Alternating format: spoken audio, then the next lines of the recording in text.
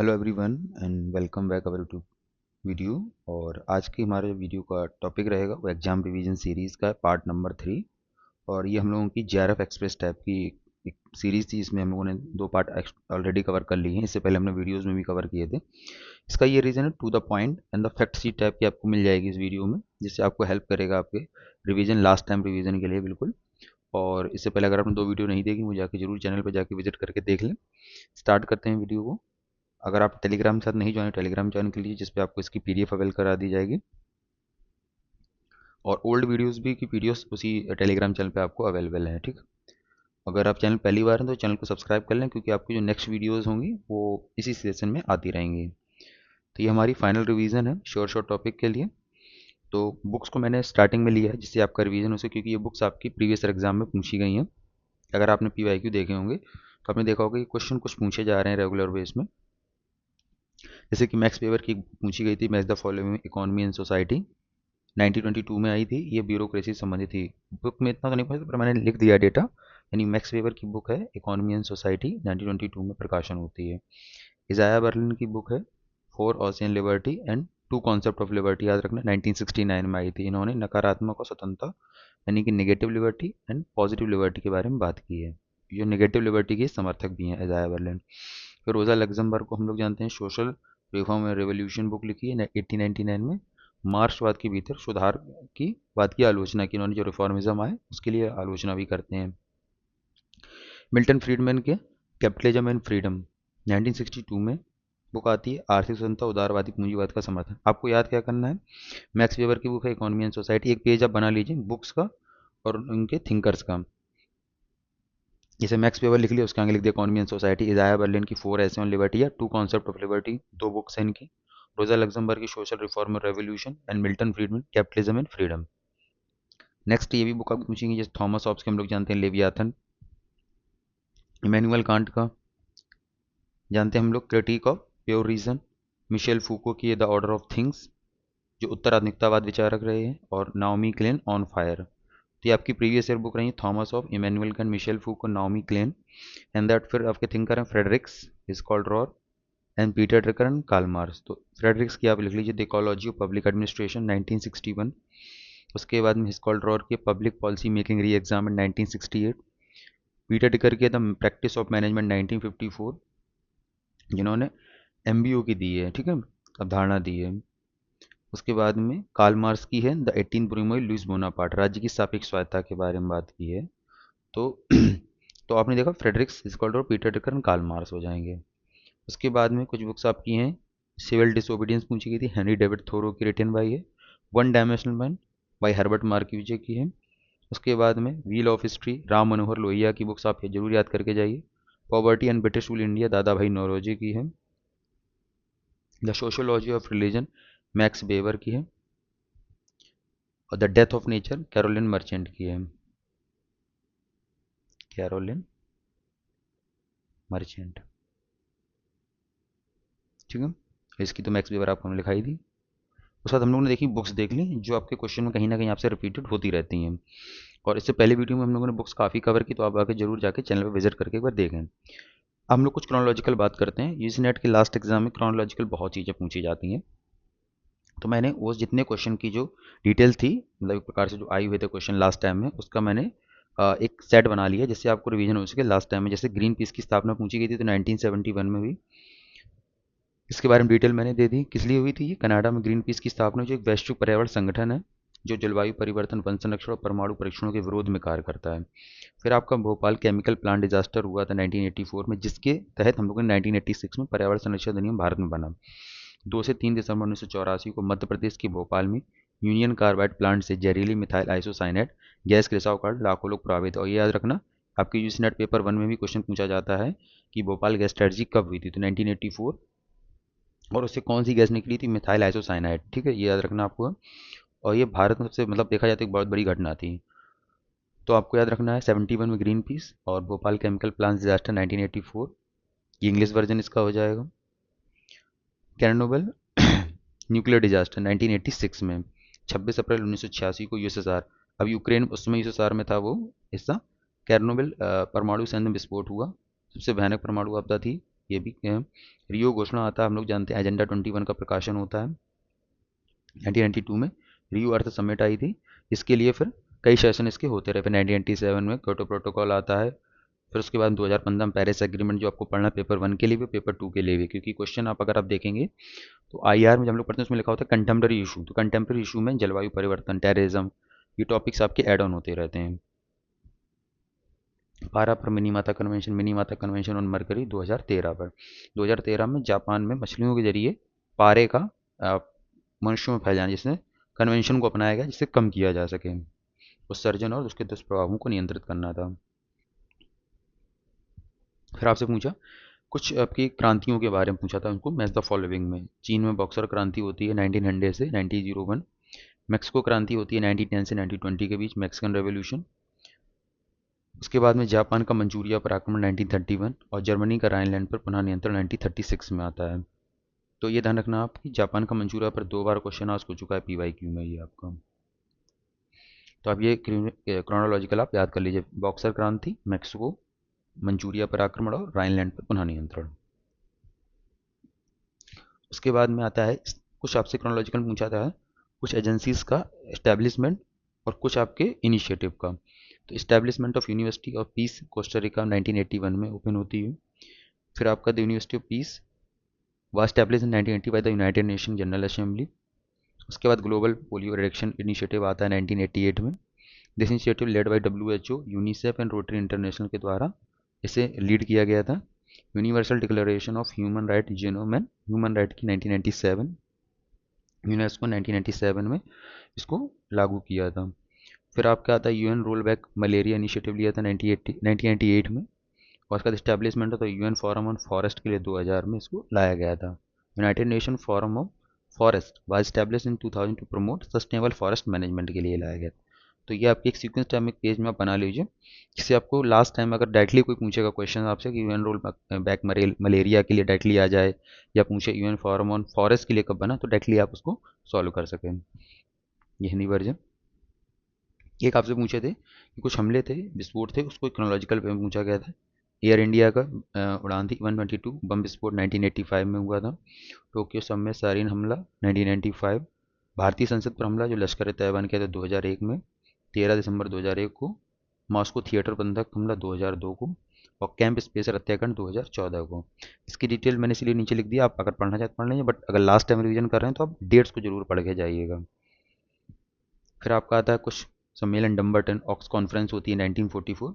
हम लोग जानते हैं UN बनने से पहले, यूनाइटेड नेशन बनने से पहले कुछ कॉन्फ्रेंसेस हुई थी उसके एक प्रारूप के रूप में। पहले होती है डम्बरटन ऑक्स कॉन्फ्रेंस होती है 1944 में, laying the foundation of the United Nations. UN peace keeping mission on Swiss canal पे 1956 में बनता है। द स्विस जो क्राइसिस हुआ था 1956 में हुआ था, इसके लिए UN पीस कीपिंग फोर्स भी लगाई गई थी कॉन्फ्लिक्ट को दूर करने के लिए। Establishment of UNDP, united nation development programme 1965 आता है ग्लोबल डेवलपमेंट के लिए। Establishment of UN environmental programme 1972। The united nation environment programme was established in 19 Stockholm conference हुई थी जो 1971 में, उसके लिए आया था आपका 1972 में UNEP, United nation environment programme. ये हिंदी वर्जन। अब कुछ आपसे क्रोनोलॉजिकल वे में मेरे सारे ऐड किए हैं जिससे आपको फास्ट रिवीजन हो सके। किसी भारतीय प्रधानमंत्री की चीन में प्रथम यात्रा 1954 में होती है। हम लोग जानते हैं पंडित जवाहरलाल नेहरू जी गए थे पंचशील समझौते के लिए। उसके बाद सोवियत भारत के साथ मैत्री, शांति, मित्रता और सहयोग संधि होती है, Soviet India peace friendship and cooperation treaty 1971। Update याद रखिएगा 9 अगस्त थी, ठीक है। और किसके किससे मत हुआ था? रशिया और इंडिया के मध्य में। भारतीय परमाणु इंडियन न्यूक्लियर टेस्ट होता है 1998 में। पोखरण सेकंड परमाणु परीक्षण 11 और 13 मई 1998 को राजस्थान के पोखरण में किया गया। ये अटल बिहारी वाजपेयी के कार्यकाल में हुआ था, ठीक है। डी है 26/11, जो मुंबई टेरर अटैक था वो 2008 में हुआ था। 26 नवंबर 2008 को पाकिस्तानी स्थित आतंकवादी संगठन लश्कर ए तैयबा ने मुंबई में आतंकवादी हमला किया था, ठीक है। तो आपने 4 फैक्ट देखे, 4 में आपको याद भी होंगे, बट आप हो सके तो रिवीजन करते जाइएगा इसको। फिर आपसे बहुत मोस्ट इंपॉर्टेंट क्वेश्चन लगभग हर एग्जाम में पूछे जाने वाला, मतलब अदर स्टेट में भी, chronological order of state formation आपसे पूछता है कि कौन सा स्टेट पहले आया, कौन सा बाद में, उसकी डेट क्या थी। तो हम लोग याद करते हैं 1953 में आंध्र प्रदेश बना। उसके बाद 1960 महाराष्ट्र और गुजरात को अलग किया जाता है बॉम्बे पुनर्गठन अधिनियम के द्वारा। 63 में नागालैंड आपका बनता है। 66 में आपका हरियाणा। 71 में हिमाचल प्रदेश। 72 मणिपुर त्रिपुरा मेघालय। 75 में सिक्किम। ये आया था 36 कॉन्स्टिट्यूशनल अमेंडमेंट से, भारत का 22वां राज्य बना।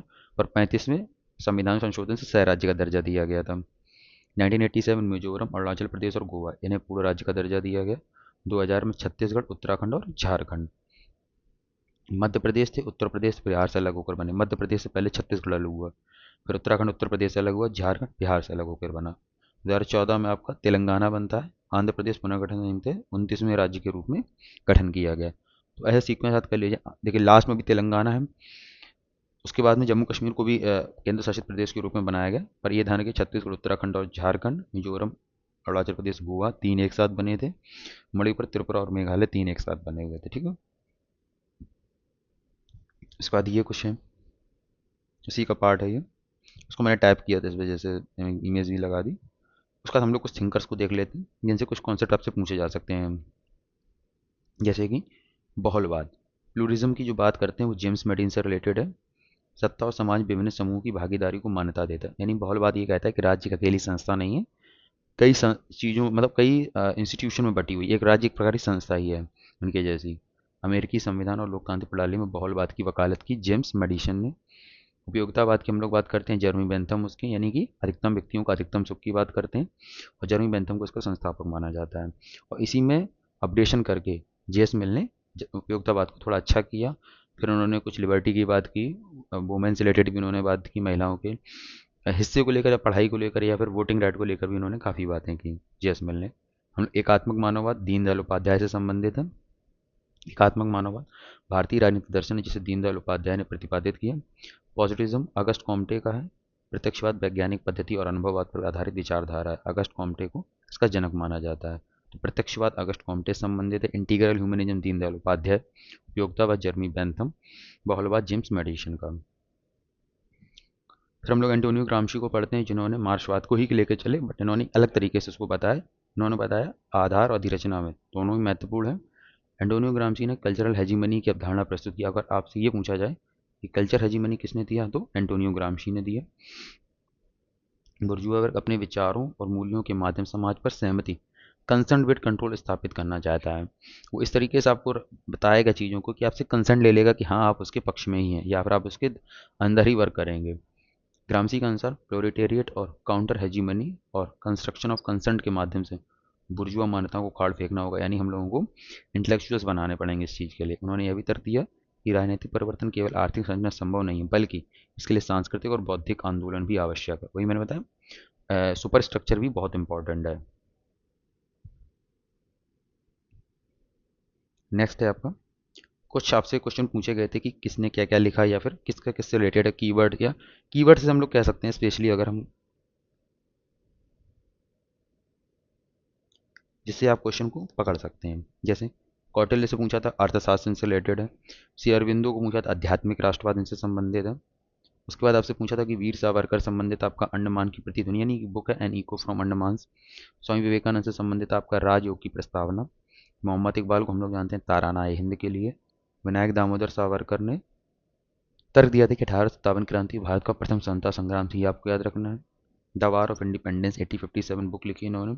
जयप्रकाश नारायण को संपूर्ण क्रांति के लिए जाना जाता है। भीमराव रामजी अम्बेडकर जिसे हम लोग कहते हैं अम्बेडकर जी सामाजिक न्याय के अगुआ थे। और बाल गंगाधर तिलक गर्म दलीय नेता थे, ये भी आपको ध्यान रखना है। तो कभी कभी पूछा नरम दलीय थे, नहीं गर्म दलीय, बाल लाल पाल, ठीक है। उसके बाद हमने देखा ये कीवर्ड्स को।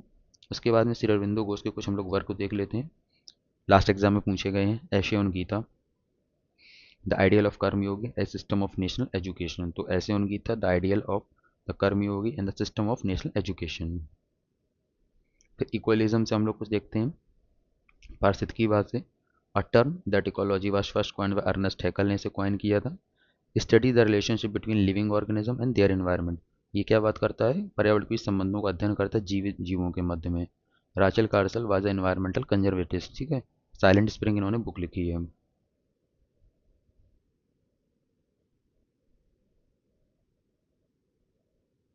Silent spring.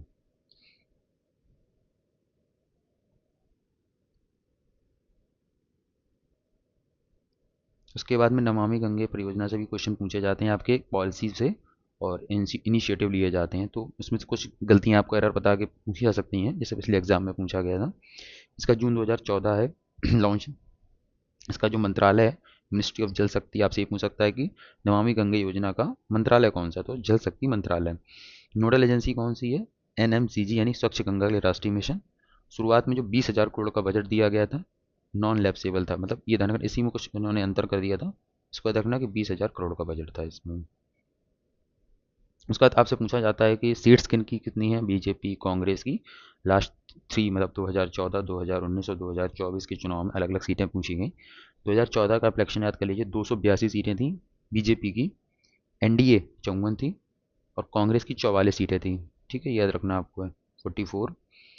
पर हम लोग जब देखते हैं बीजेपी 303 लेकर आई, फिर उसके बाद में 47 2019 के इलेक्शन में एनडीए का है ये टोटल, और कांग्रेस 52 थी, यानी कि बीजेपी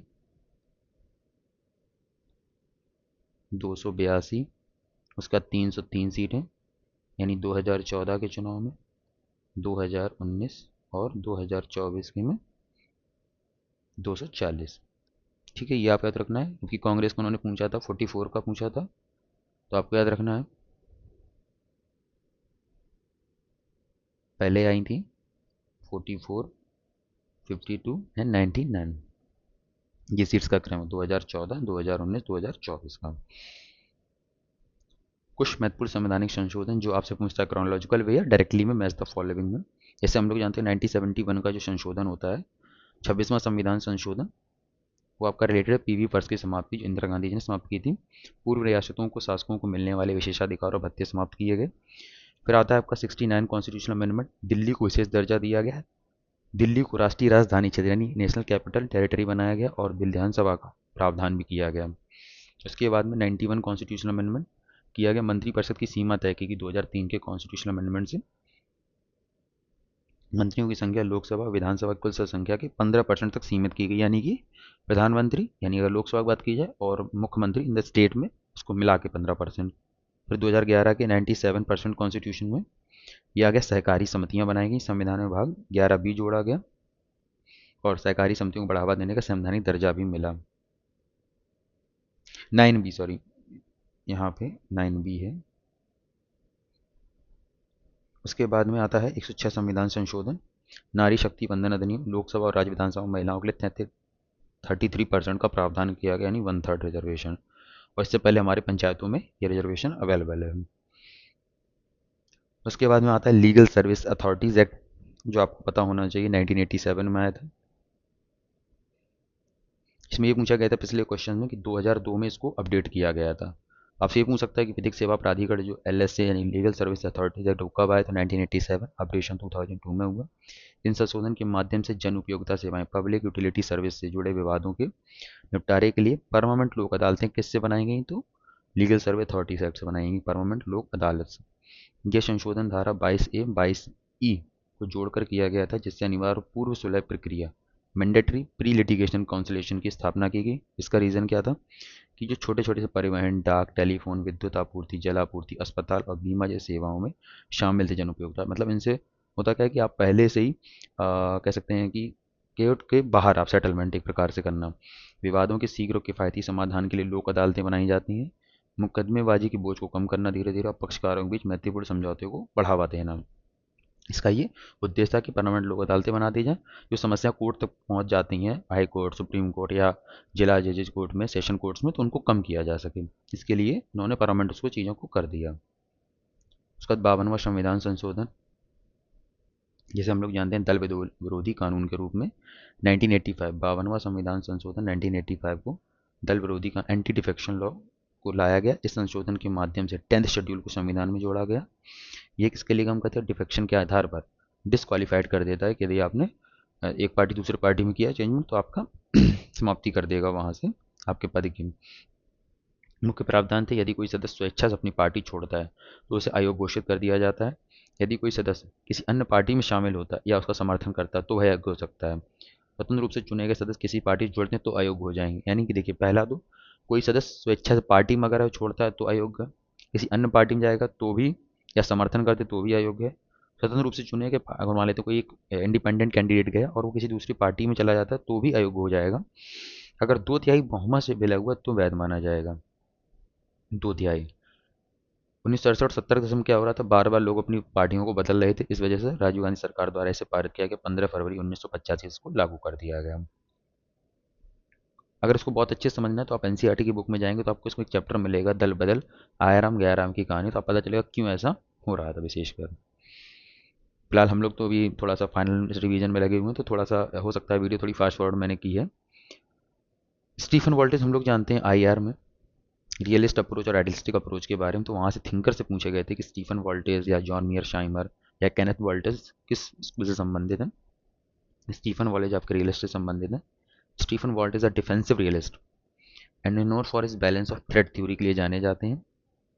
उसका जॉन मियर शाइमर को हम लोग जानते हैं ऑफेंसिव रियलिस्ट में जानते हैं, known is a theory for offensive, ये भी रियलिस्ट स्कूल समझ। केनेथ वोल्टेज आपके हैं is a founder of new realism, structure realism की बात करते हैं। तो आप याद रखना रियलिस्ट में कौन कौन से हो जाएंगे, स्टीफन वॉल्टेज हैं बट ये डिफेंसिव है, जॉन मियर शैमर ऑफेंसिव है, केनेथ वोल्टेज स्ट्रक्चरल रियलिज्म से संबंधित है, और वुडरो विल्सन आइडियलिस्टिक थिंकिंग संबंधित है। Woodrow Wilson is considered the key figure of idealism and liberalism, advocate करते हैं institution like the league of nation and collective security के लिए वुडरो विल्सन बताते हैं।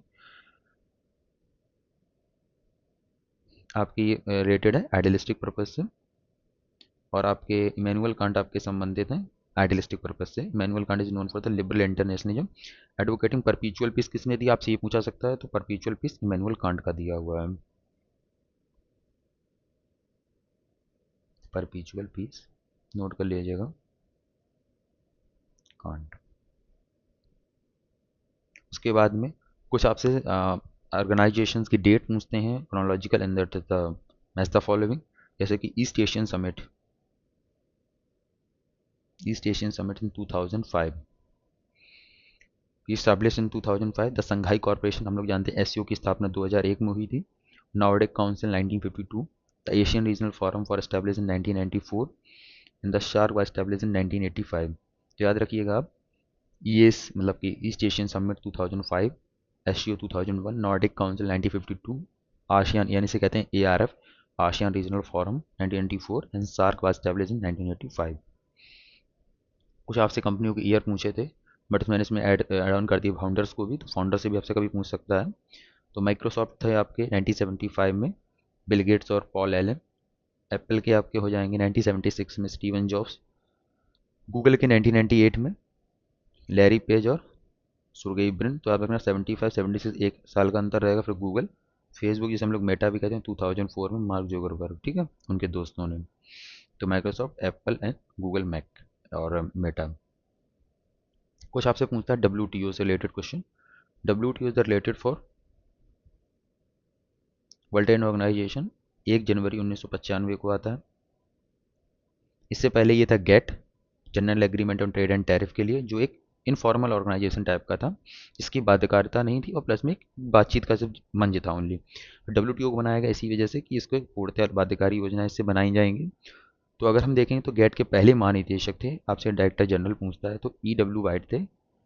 उन्होंने 1948 से 68 तक कार्य किया। फिर ओलिवर लॉन्ग 68 से 80 के मध्य में रहे वो। फिर आर्थर डंकल, फिर 1980 से ओलिवर लॉन्ग के बाद उन्होंने 1993 तक किया।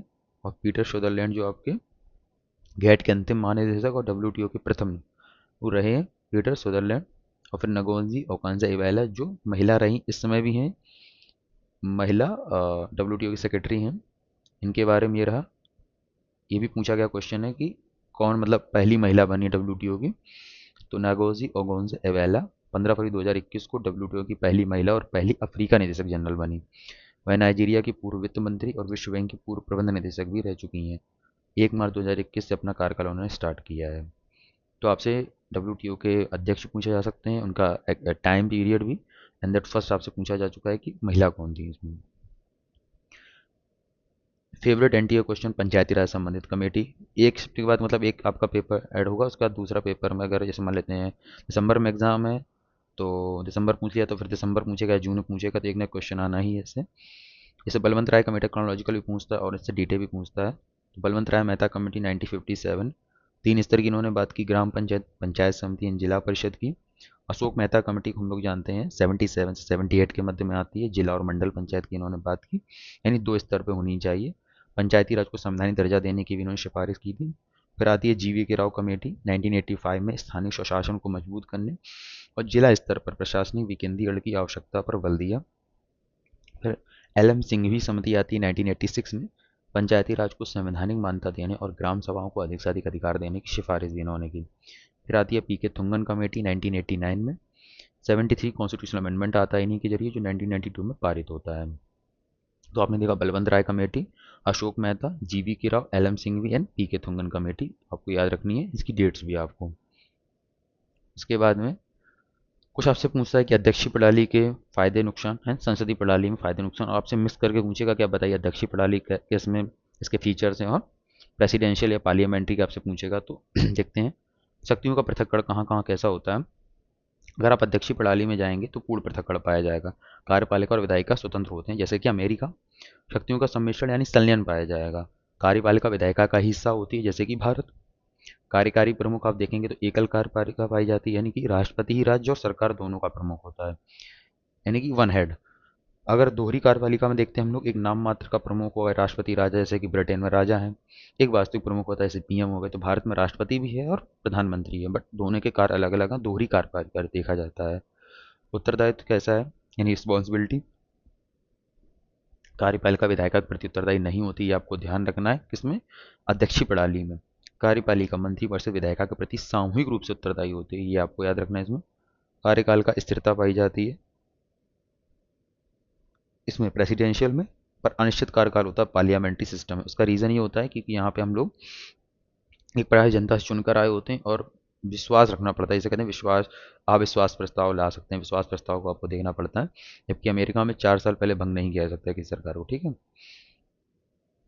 उसके बाद में मिन्नोवर्ग सम्मेलन से आपसे क्वेश्चन पूछे जाते हैं, इनकी डेट्स, इनके मतलब कह सकते हैं इनके अध्यक्ष से, और इनका क्या क्या योगदान रहा, उससे पूछे जाते हैं क्वेश्चन। तो पहला जो आपका हुआ था, यहाँ फर्स्ट सेकंड थर्ड लिखे हुए 3 हो चुके हैं। 1968 में मिन्नोवर्ग सम्मेलन होता है, इसके अध्यक्ष थे ड्वाइट वाल्डो थे। एनपीए नवीन लोक प्रशासन और सामाजिक न्याय और मूल्य के बारे में यहाँ बात हुई। 1988 में सम्मेलन होता है, जॉर्ज फ्रेडरिक्सन थे। प्रबंधन, निजीकरण और नैतिकता की बातें होने लगी थी। उसका 2008 में और रोजमेरी ओलेरी आती हैं इसमें हेड के रूप में। वैश्विक शासन, ग्लोबल गवर्नेंस, नेटवर्किंग और इंफॉर्मेशन इंडस्ट्री के रूप में एक प्रकार से बढ़ाने का प्रयास करने लगे। तो 1968, 88, 2000 यानी 20-20 साल में हो रहे हैं, बट आपको उनके व्यक्तियों को याद रखना पड़ेगा, मतलब जो जो उसके अध्यक्ष रहे हैं। उसके बाद में एक एमसी राजा से क्वेश्चन पूछा गया था, प्रमुख नेता थे। इन्होंने 1920 में all India depressed class association के प्रथम निर्वाचित अध्यक्ष बने थे, आपको ये याद रखना है मेनली है। ये डिप्रेस्ड क्लास के प्रमुख नेता थे। All India depressed class association के प्रथम अध्यक्ष, निर्वाचित अध्यक्ष बनते हैं 1920 में एमसी राजा, ठीक है। ग्रोवर क्लीवलैंड को आपको याद रखना है कि ये डोनाल्ड ट्रंप से कैसे संबंधित हैं, क्योंकि नॉन कंसिक्यूटिव 2 कार्यकाल जीते इन्होंने, ग्रोवर क्लीवलैंड ने भी। कि एक पहला कार्यकाल जो होता था 1885 1889 में, फिर एक गैप रहा, फिर उसका दूसरा काल 1893 से 1897 में 24वें राष्ट्रपति बनते हैं डोनाल्ड ट्रंप भी। उसका एक राष्ट्रपति जो बाइडन के बाद भी ये डोनाल्ड ट्रंप बन जाते हैं। तो ये क्वेश्चन पूछा गया था कि ऐसा करने वाले पहले कौन थे, तो ग्रोवर क्लीवलैंड थे। फिर आपसे पूछा कि परमाणु परीक्षण के बारे में, यूएसए, यूएसएसआर, उसके बाद में फ्रांस, चीन और भारत के बारे में कब कब हुआ, और नाम या स्थान का कोड नाम क्या था। तो आप याद रखना, यूएसए का 1945 में होता है, 16 जुलाई 1945 को ट्रिनिटी टेस्ट न्यू मैक्सिको में। यूएसएसआर का 1949, 29 अगस्त 1949 को। RDS-1 सोमा प्लास्टिक कजाकिस्तान में। फ्रांस 1960 में। 13 फरवरी 1960 को रेगिस्तान अल्जीरिया में इन्होंने किया। चीन ने 1964 में किया, 16 अक्टूबर 1964 को। इन्होंने नाम रखा था 596 लोकनूर, चीन में इनका हुआ था। भारत का हुआ था 1974 में। 18 मई 1974 को स्माइलिंग विद द पोखला भारत में हुआ था। पाकिस्तान का चकाई में हुआ था, बलूचिस्तान में, तो आप याद रख सकते हैं। तो आपने ये सब बिल्कुल एक आपके पास होना चाहिए शीट टैब में, कि आपको पता है ये क्वेश्चन कैसे कैसे दोबारा पूछा सकते हैं, कि इनको मैच द फॉलोइंग में। अभी इन्होंने तो डायरेक्टली पूछ दिया, मैच द फॉलोइंग में पूछ सकते हैं, या वन पूछ देंगे कि आपका कब हुआ था, तो ये आपको याद रखना है। आपसे राज्यसभा सीटें भी पूछी जा रही हैं। किसमें कितनी है लोकसभा सीटें, लोकसभा अध्यक्ष के नाम, उनका क्रोनोलॉजिकल वे। जो तमिलनाडु में जो सीटें हैं राज्यसभा की वो 18 हैं, बिहार में 16 हैं, कर्नाटका में आपकी 12 हैं, केरल में 9 हैं और असम में 7 हैं। तमिलनाडु, बिहार, कर्नाटका, केरल घटते हुए क्रम में। मैंने एक स्टेटस लगा दिया आपके फ़ोटो का वेबसाइट का कि इसमें नाम दिए गए हैं, कब से कब तक वो पुराना डेट हो जाएगा, कोई दिक्कत नहीं, पर लोकसभा सीट, असेंबली सीट और राज्यसभा सीट ये सारी इसमें दी गई हैं। आप देख लीजिए अभी करंटली में अगर कोई पूछा जाएगा तो चुनाव से रिलेटेड भी आपसे पूछा जा सकता है कि लास्ट में से आप याद कर लीजिए कि दिल्ली का जैसे कि आप देखेंगे 7 उसमें है आपकी लोकसभा सीट है, ये रहा, और 3 आपकी राज्यसभा हो जाएंगी। बड़े बड़े आप याद कर लीजिए, जैसे पंजाब का याद कर लीजिए, या फिर आप उसके बाद में उत्तर प्रदेश का भी याद कर लीजिए, 80, 403 सबसे ज़्यादा तो उत्तर प्रदेश के अंदर। फिर उसका सीक्वेंस में आप कर लीजिए, टोटल है 545, 4123 आपकी विधानसभा और 245 आपकी हो जाएंगी राज्यसभा की। तो ये चीज़ें वेस्ट बंगाल में 42 है, 294 एंड 16। विधानसभा से भी कोई क्वेश्चन पूछ सकता है तो विधानसभा में कितनी सीटें, असेंबली सीट, तो आप इसको नोट्स कर लीजिए, आप सर्च कीजिएगा विधानसभा सीटें टोटल, या संसद की वेबसाइट पर आप जाके भी इसको विजिट कर सकते हैं। तो ये वीडियो रही हमारी थर्ड पार्ट की, और all the best for the exam. और अगर आपने वीडियो पिछली नहीं देखी या प्रीवियस क्वेश्चन एनालिसिस नहीं देखा तो आप चैनल पर जरूर जाके एक बार देख के जाइएगा, आपको बहुत हेल्प मिलेगी। और नहीं देखा तो आप टेलीग्राम पे जाके आप पीडीएफ सेक्शन में जाएंगे तो उसमें सारी पीडीएफ मैंने अपलोड कर दी है जो आपको लास्ट टाइम में बहुत फ़ायदा करेंगे। तो जाके एक बार देखें, अगर आप अच्छा लगे तो एक फीडबैक जरूर दीजिएगा वीडियो के अंत में कि आपको वीडियो कैसी लगी, और ऑब्वियसली आपकी वीडियो आगे वीडियो आने कैसे टॉपिक चाहिए आपको, वो भी आप कमेंट करके बता सकते हैं। धन्यवाद।